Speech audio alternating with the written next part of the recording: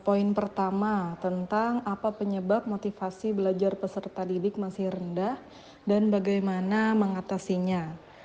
Motivasi itu sendiri adalah suatu dorongan keinginan di dalam diri untuk mencapai suatu tujuan. Jadi tingkat motivasi peserta didik itu sangat dipengaruhi oleh kesadaran peserta didik akan tujuan dari belajar. Ketika peserta didik menyadari apa tujuan belajar itu, maka akan muncul rasa keinginan agar mendapatkan tujuan tersebut. Ketika tujuan itu masih belum peserta didik sadari, maka untuk memunculkan motivasi akan rendah, maka tingkat motivasi akan rendah. Sebaliknya, ketika peserta didik sudah tahu tujuan dari pembelajaran, hasil akhir dari pembelajaran bukan hanya nilai, maka tingkat motivasi akan meningkat. Jadi cara mengatasinya menurut saya adalah dengan memberikan pengertian kepada peserta didik baik dari guru maupun orang tua dengan bimbingan bahwa ada tujuan dalam pembelajaran sehingga ada keinginan untuk mencapai tujuan itu tersebut. Dan motivasi itu juga sangat dipengaruhi dari kemampuan peserta tersebut. Ketika dia pasif atau pasrah tidak berpikir kritis, maka akan sulit untuk mencapai tujuan dari pembelajaran.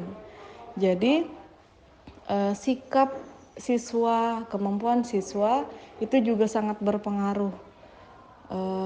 Bukan hanya dalam kecerdasan kognitifnya, tapi juga dari kecerdasan emosionalnya, dari regulasi emosinya, agar rasa kepercayaan diri ketika bertanya itu bisa tersalurkan. Kemudian nomor 2, apa penyebab kurangnya minat peserta didik dalam pembelajaran kimia dan beranggapan materi kimia itu sulit?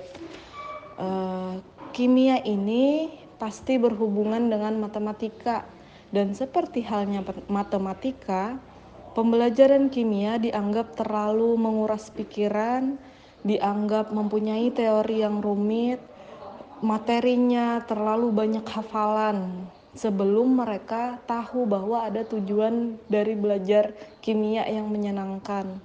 Karena statement terlebih dahulu teori kimia itu rumit, akhirnya peserta didik banyak yang berpikir bahwa kimia itu tidak menyenangkan dan membosankan.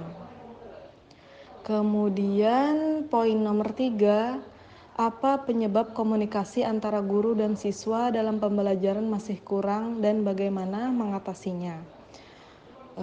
Dalam komunikasi guru dan peserta didik, biasanya masih banyak peserta didik yang mempunyai perasaan sungkan karena tidak percaya diri ketika bertanya. Dan ada juga peserta didik yang benar-benar tidak paham apa yang sedang dibahas, jadi dia tidak tahu apa yang harus ditanyakan. Dan rasa kurang percaya diri dan kemampuan siswa itu kebanyakan disebabkan oleh regulasi emosi karena mereka masih remaja. Masa remaja itu mereka masih mengenal dirinya sendiri, masih selalu banyak pertanyaan di dalam pikirannya. Jadi menurut saya cara mengatasinya bukan hanya meningkatkan kecerdasan kognitifnya, bukan hanya di dalam teori, tapi juga ada pembelajaran yang mendukung kecerdasan emosionalnya. Kemudian poin nomor 4, apa yang menjadi hambatan guru belum maksimal dalam pemanfaatan model-model pembelajaran yang inovatif berdasarkan karakteristik materi pelajaran.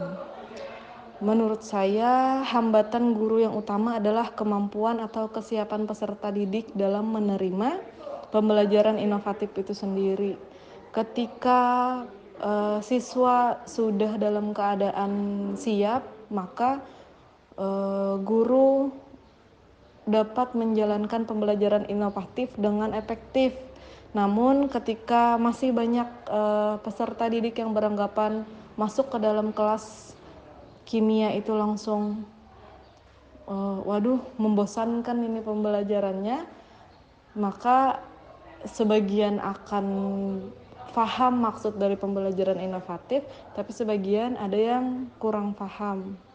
Jadi sebelum pembelajaran inovatif ini memang harus melihat kesiapan siswa itu sendiri, dan kemudian juga suasana kelas dan sarana prasarana yang didukung oleh madrasah itu masih kurang, alat yang ada masih sedikit mungkin, kemudian siswa yang harus memakai alat itu lebih banyak daripada alat yang ada. Kemudian nomor 5, apa yang menyebabkan guru belum melaksanakan pembelajaran dan evaluasi berbasis HOTS atau HOTS? Menurut saya, kemampuan siswa dalam berpikir kreatif dan kritis itu masih rendah.